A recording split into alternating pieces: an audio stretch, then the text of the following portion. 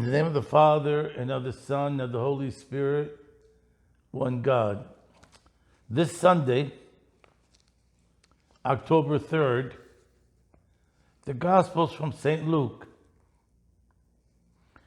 The Lord said, "As you wish that men would do to you, do so unto them. If you love those who love you, what credit is that to you? For even sinners love those who love them." And it ends, "But love your enemies, and do good and lend, expecting nothing in return, for your reward will be great, and you will be the sons of the Most High."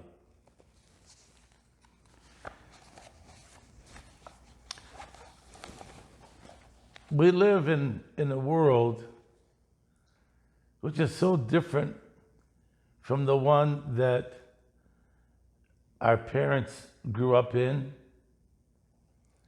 and maybe the generation after them. And today, we really live in a kind of a pretty selfish society.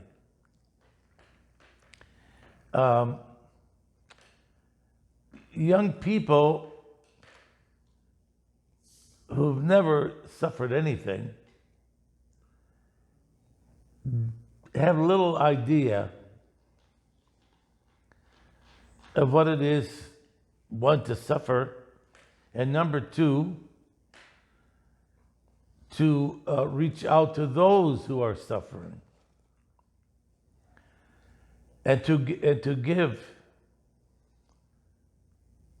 Giving is, unless you're brought up in a very strong home with strong family values. Most of the kids today, it's me, me, me, me, me. I. And if somebody is fallen by the wayside, they don't mind kicking him to the curb. After all, he deserves it. It's his mistake, not mine. Why should I help him? It's crazy. You know, I was the priest for close to 40 years in Montreal. And they used to do something that I never saw any other place. If a businessman was having trouble in his business, a gentleman called Wilfred Howick would go to those businesses and try to help him out and straighten out his finances. And if anyone needed help, everybody would get together, pull their money together, and give it to the fellow, not asking for anything, no interest, nothing. Just give him, whether it's $25 to several $100,000 to save his business. Now, this was an unconscious Christian work that these gentlemen did to help one another. And I really thought it was wonderful. I mean, I sat in on some of those discussions and how they would pull their resources together to save someone. Now, I don't know what would happen today, but during my time there, that was pretty normal for people to care about each other. And of course, if there was a death in the family, the whole community would reach out to that family. We need to think about that today. Many times I would I would say I would spend a great deal of my time doing reconciliation between family members, between friends. And I always try to make a point. Okay, it's okay for you to do for those who you like. And if this person has irritated you, how much more gracious is your gift of giving?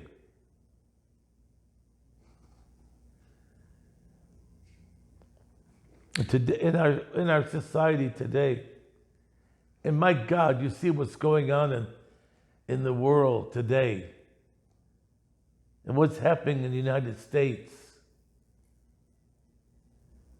at the southern border,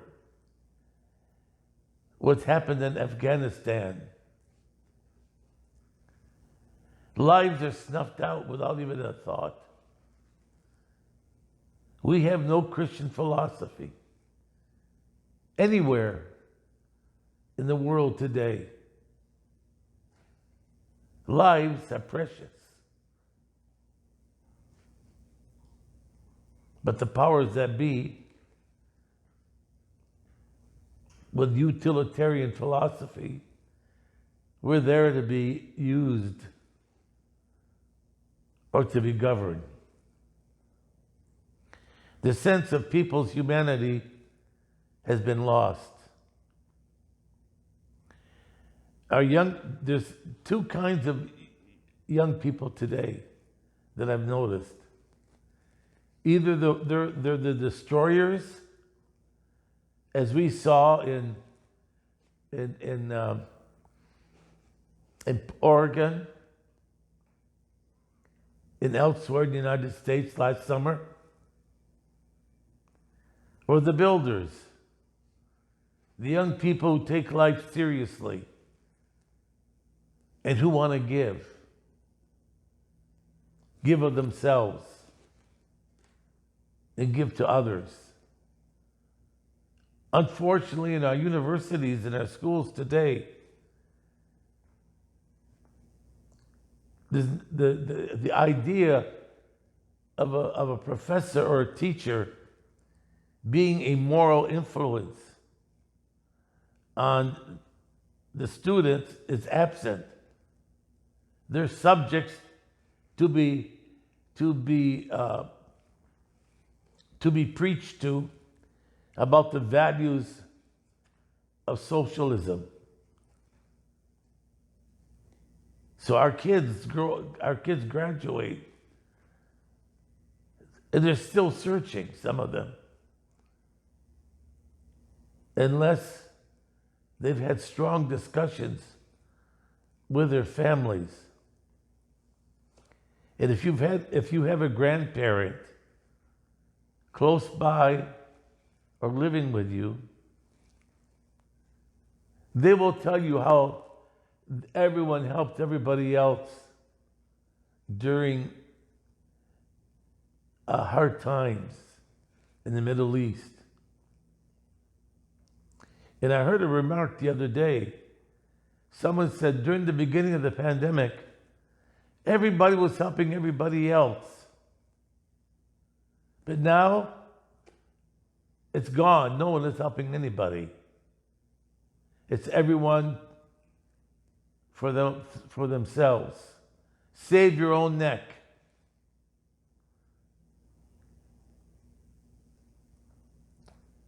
And watch out who you give to, because they're most likely your enemy. Sad. So sad. Gee, I grew up at a time when it was the complete opposite. I grew up in a time when America was America.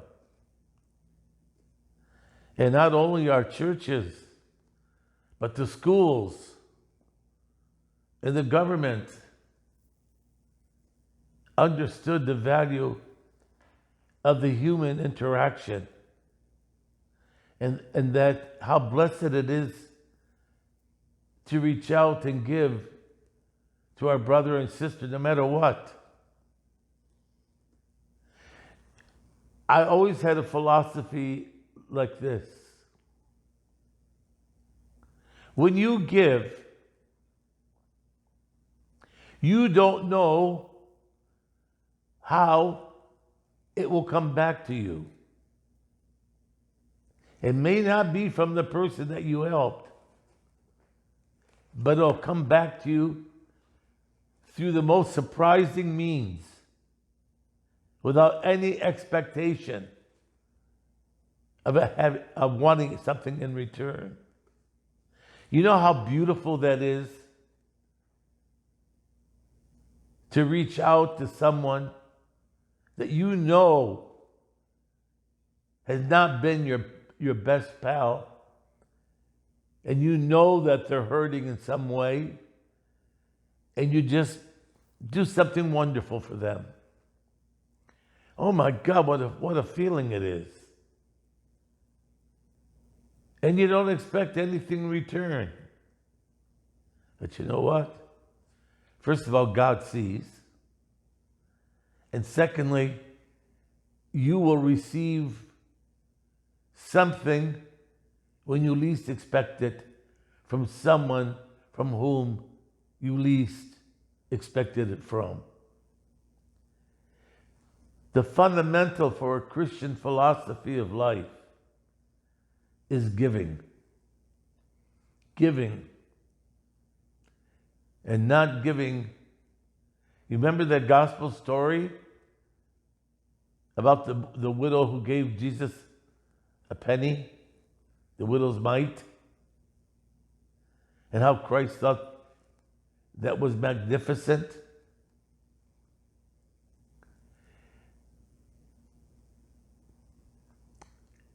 Unconditional